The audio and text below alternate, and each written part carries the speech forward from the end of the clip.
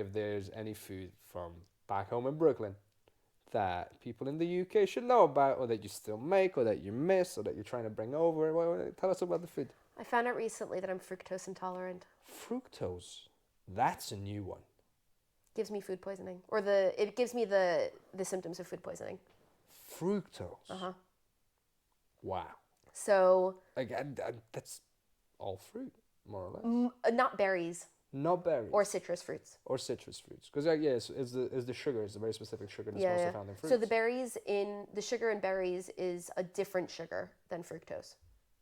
Right. But I can't have like apples or pears or bananas or a bunch of other stuff. a bunch of other things.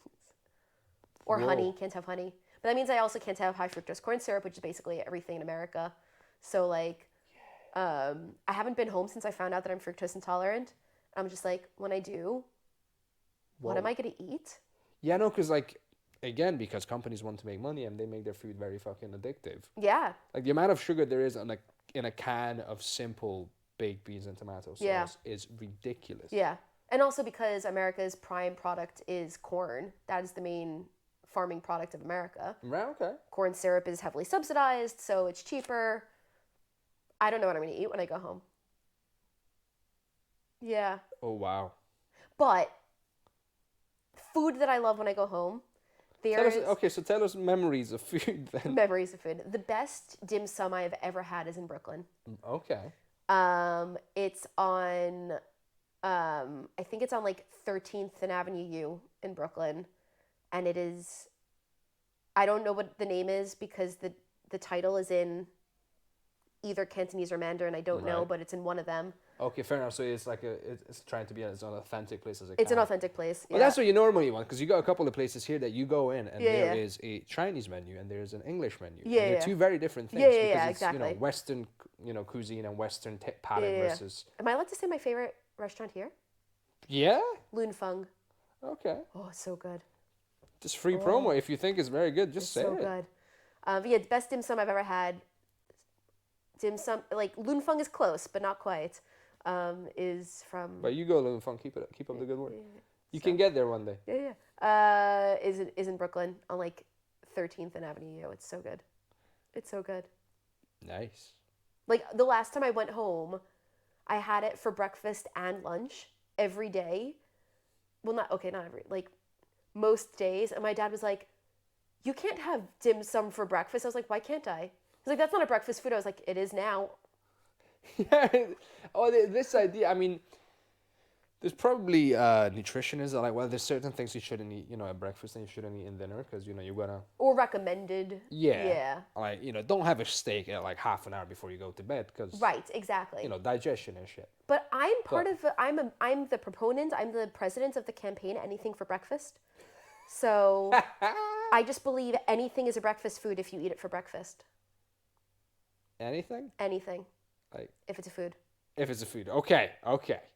Any food for breakfast. Any food for breakfast. So I respect that. Okay. Thank you. Sorry.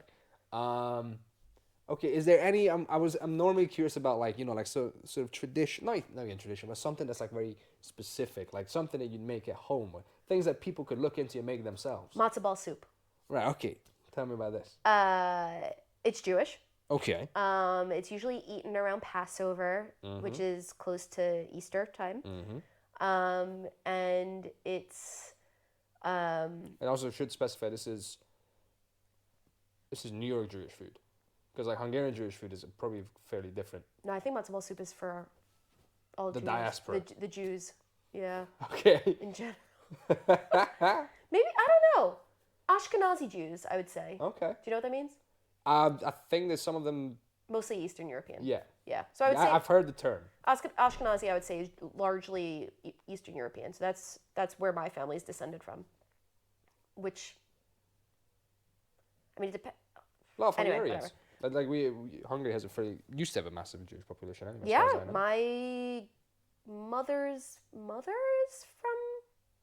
my mother's family's from Hungary, I think. I want to say. Anyway, yeah, matzo ball soup. It's ground up matzah meal. So like you take the matzah and you smush it down into like. What's matzo? It's like a cracker. Okay. So it's like a. Gotcha. Do you want me to bring out? I've got some matzah.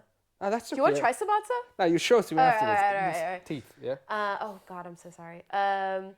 Yeah, so it's a cracker. You grind up the cracker, and then you put in 2 eggs, and you put in a little bit of oil, and you mix it up, and then you just boil it. Cool. It's really tasty. Nice. We have, oh my God, that you just reminded me. So growing up, we had something called, the name for it was Jewish egg. Okay. So now that was the name for it. It was basically eggs that you boil the egg, Uh-huh. you stir fry some onions, Okay. and then you break up the egg and you like cut the onions into tiny pieces and you mix them together and add some, I don't know what else, like some seasoning or whatever. Do you put mayonnaise in it? I think you can. I'm not sure if you have to. That just sounds like egg salad. I don't know, but the name for it, like growing up, my Jewish mom was egg. like, I'm gonna make you some Jewish egg today. Fair enough. And I don't know if that's like a thing from our region or, I don't know. yeah, I mean, that just sounds tasty. it was great. Maybe I think it sounds tasty because I'm Jewish. I don't know. I mean, it's individual taste, but yeah, no, I just remember like having this vivid, it's evening time, I'm getting ready for like bed, whatever. My mom's like, okay, I'm gonna make you some Jewish egg for dinner. Right. Interesting. I don't know. I've never heard of it, but it sounds like a thing. I need to look it up. I need to find out what's the actual. I can't imagine what Google's gonna bring up for you. I hesitate to think. I might need to like type it in Hungarian and very specific search terms and not be like next thing I know I'm on just Google Some dodgy websites. Yes. I once tried to Google some things for my PhD when I was doing it, like compact lots. Compact is a maths term and a lots is a maths term and things like that. Yeah, but I think if you say compact separately, that's very different. Compact lots and homeomorphic and things like that. And one time I gave up some like veterinary website about somebody's guinea pig had a UTI. Just it's like okay. At least the guinea pigs got in. So I asked for it, so. Ask and you shall receive. Yeah, exactly. Google provides. Okay. What was I saying? Oh, matzo ball soup. Matzo ball soup. I think my favorite New York Jewish thing is just bagel and a shmia on top. Shmia is. It's like whatever you put on a bagel, like cream cheese or lox or egg salad or Jewish egg, I guess, or oh God, what's it called? It's not liver pate, but it's like the Jewish equivalent of liver pate.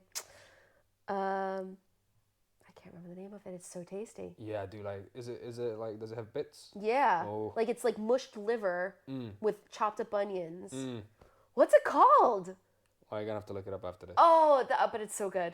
It's so good. Well, I think that pretty much covers my food portion of this episode. I can go